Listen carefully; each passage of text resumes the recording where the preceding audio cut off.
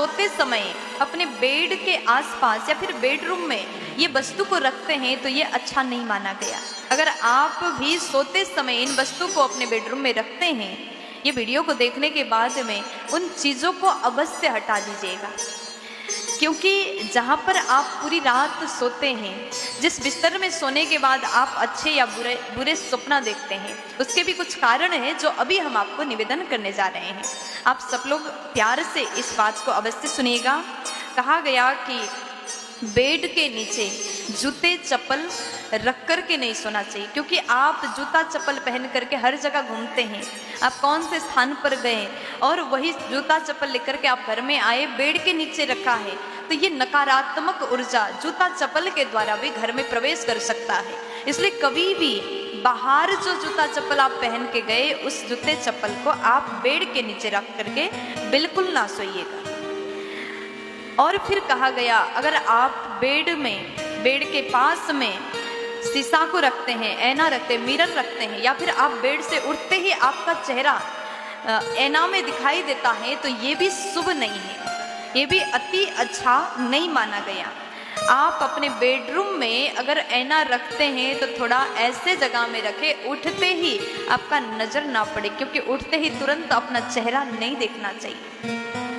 Bedroom में भगवान का तस्वीर लगाइएगा ताकि उठते ही आप भगवत दर्शन कर पाइए। अपना दर्शन, अपना चेहरा उठते ही नहीं देखना चाहिए। आप कई लोग ऐसे होंगे जो सोने से पहले 1 लोटा जल भर कर के अपने बेडरूम में जाते हैं और बेड के ऊपर सिराने के पास में जल को भर कर के रखते हैं। ये भी अच्छा नहीं है, ये करना भी उचित नहीं माना गया।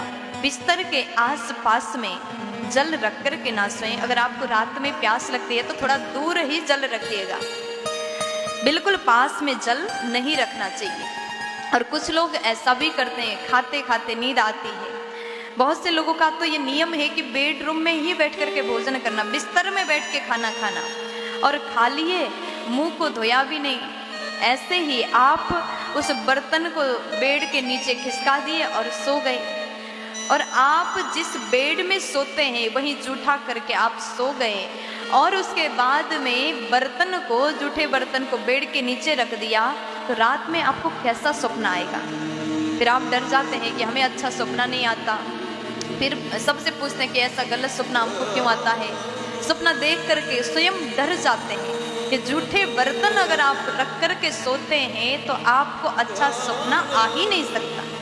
फिर उसके बाद में आभूषण, कभी कभी सोते समय अपने ईयरिंग खोल करके, उतार करके सिराने के नीचे रख करके सोते हैं, ये भी अच्छा नहीं है। अगर आप ऐसा करते हैं तो रिश्ते में खटास पैदा हो सकता है।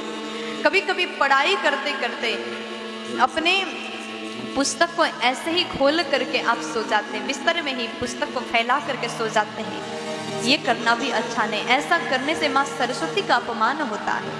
अगर आप विद्या को चाहते हैं तो सरस्वती का अपमान बिल्कुल मत करिए। जब तक आपको पढ़ाई करना करिए, रात के जितने बजे तक आप पढ़ाई करते अपने मन लगा करके पढ़िए, और उसके बाद में पुस्तक को बंद करके व्यवस्थित जगह पर रख करके आप शयन करिएगा, अगर आप विद्या को प्राप्त करना चाहते हैं तो।